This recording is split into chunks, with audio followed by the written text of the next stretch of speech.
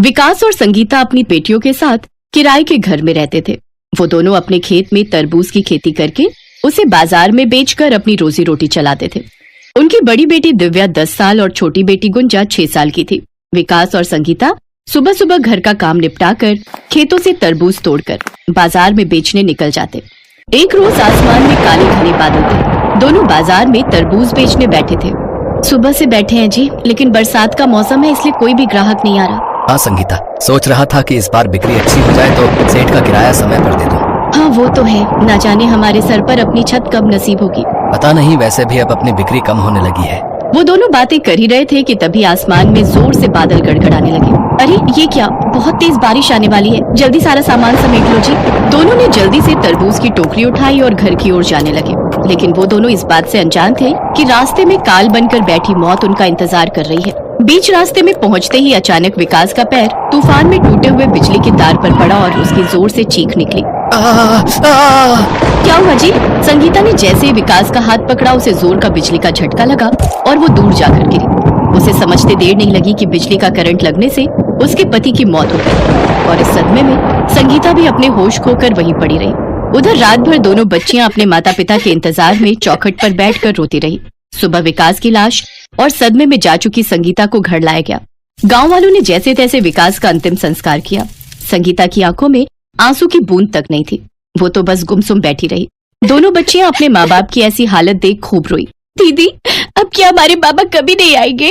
और माँ, वो कभी ठीक नहीं होगी। उनके पास खड़ी उनकी बुआ ने दोनों को गले लगाकर कहा, चुप हो जाओ बच्चों, अब वो दोनों कभी नहीं लौटेंगे। आखिर मकान मालिक भी कब तक चुप रहता। उसने दिव्या से कहा, देखो भाई, कहने में तो अच्छा नहीं लग रहा, लेकिन आप लोग मेरा कमरा खाली कर दो। मेरा पिछला किराया भी विकास ने चुकाया नहीं और अब आगे तो कोई गुंजाइश ही नहीं है किराया मिलने की, तो इसलिए अब तुम मेरा ये घर खाली कर दो जी। ये सुनकर दिव्या रोने लगी, लेकिन तभी उनकी बुआ बोली, चलो लड़कियों, तुम मेरे साथ मेरे घर चलो। कोसी बुआ दोनों लड़कियों और संगीता को अपने साथ ले तो गई, लेकिन कुछ ही दिनों में उसे वो बोझ लगने लगी। ऐसे ही एक रोज दिव्या ने बुआ और फूफा की बातें सुन ली।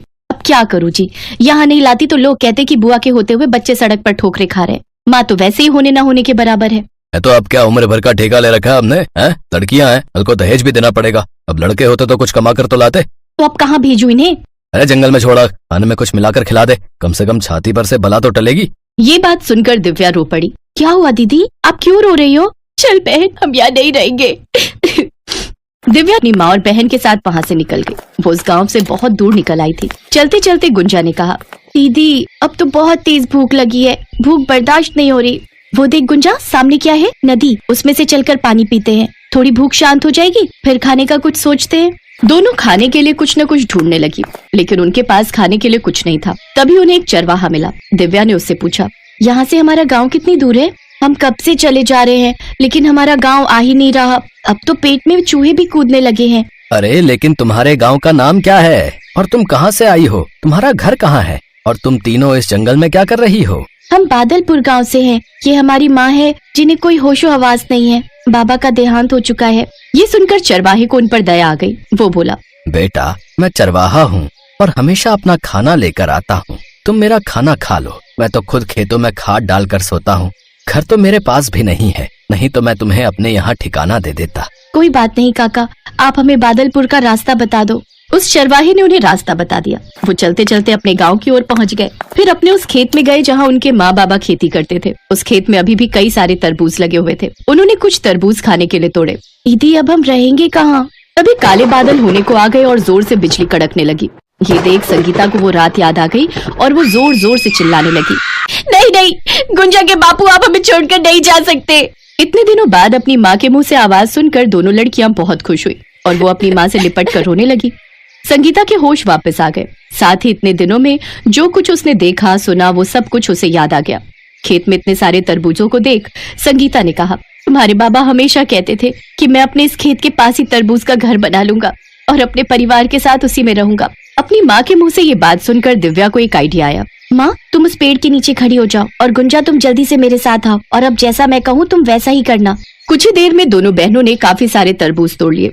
फिर जल्दी से उनसे रहने के लिए एक बहुत ही सुंदर तरबूज का घर बनाकर तैयार कर लिया। फिर जैसे ही तेज बारिश शुरू हुई, वो झट से अपने उस तरबूज घर में चली गई। कुछ ही दिनों में सारे गांव और आसपास के गांव में उनके तरबूज घर की बात फैल गई। अब लोग दूर दूर से उनके जैसा तरबूज घर बनवाने आने लगे, जिससे दोनों बहनों की कमाई अच्छी होने लगी।